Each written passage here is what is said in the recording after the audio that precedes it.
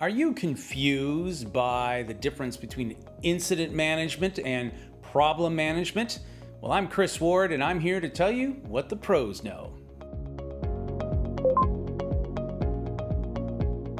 Now, perhaps many of you have been introduced to the term incident or problem by utilizing some sort of IT service management software like ServiceNow or Remedy or any of these incident tracking systems that you have. And you hear people use the word incident and then problem, or then problem, then incident. And it seems like, well, aren't they talking about the same thing?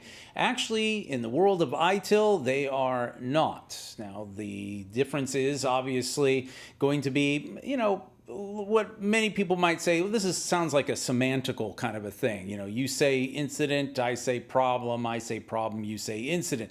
But actuality, in the world of ITIL as a framework, the incidents do not become problems. Well, it was an incident, now it's a problem. No, instead, believe it or not, problems cause incidents.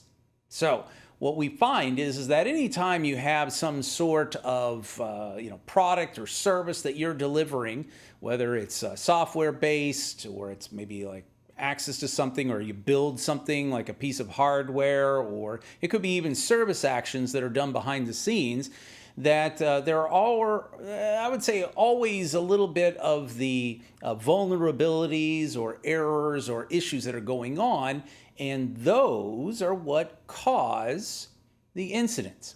Now, in the world of ITIL, they use the word problem instead of an error or a vulnerability. Now, it doesn't mean that we don't use the term error or vulnerability or anything like that, but let's take a look at the definitions, and then I'll kind of break it down for you just a little bit. First off, an incident. So an incident, according to ITIL, is any unplanned interruption, which means, of course, if there are unplanned interruptions, there are planned interruptions, things like maintenance or projected service outages. That happens. Or any degradation in the quality of an IT service or any of the IT service components. So, for example, an incident is something like you try to log into maybe your SharePoint site or into some sort of service portal, and you put in the URL or click on a link, and it comes up and it says 404 page not found, or unable to connect to the server, or some error message, and you're like, well, great, that's where all my stuff is and I need to get to it. That is an interruption. That's an unplanned interruption. You were planning on getting some work done and it didn't happen.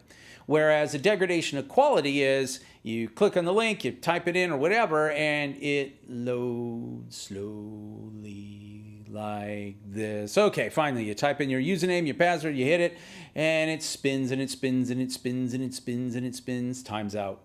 Try it again, spins. Oh, finally, you get logged in. There's a degradation in quality. It's not fast, or the performance is not what it's supposed to be, or maybe there's too many people are logged in, but yet there should be plenty of room for people to log into this thing.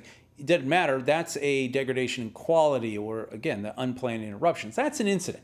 Then we see problem. Problem is any potential or actual or potential cause of an incident, which could be one incident or it could be more incidents. It could be more of a cascading effect. And this is where those vulnerabilities, those errors, those the causes come in.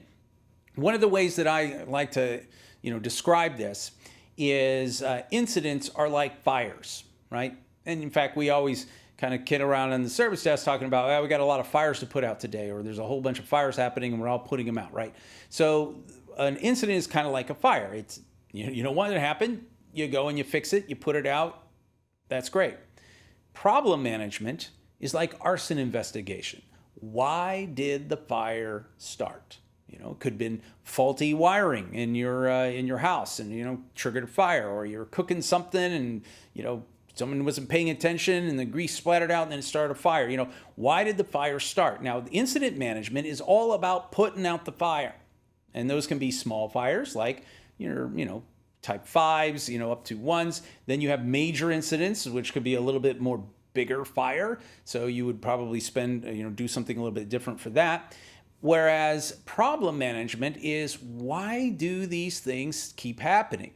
This can be, by the way, both proactive, where you take maybe some incident records and look for trends that you notice like, hey, you know what? Every Thursday, right around 3 to 5 o'clock, we get a lot of people saying that the quality of the data links system is down.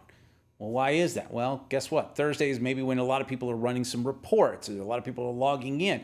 Well, then you can find that problem, that cause, and come up with a resolution so that way you're not having those incidents occur. Or it could be something where you have a major incident, or you have something like a security breach or something that's really major, and we would say, oh, okay, well, we definitely need to do problem management. Now, problem management uses all kinds of different analysis. You create what are known as known errors sometimes, where you know about it, but you don't have a full resolution you can put in place. So you come up with what they call workarounds, or MacGyvers, as I like to call them. Little duct tape, baling wire, chewing gum, and you can fix anything, right? So you come up with something that's not a full solution. It's more of a mitigating solution where you kind of at least keep it from going to heck in a handbasket real quick. So that is going to be where you take problem management. Now, problem management utilizes things like Kepner and Trigo, the 5 whys, or what I like to call the kindergartner method. But why? But why? But why?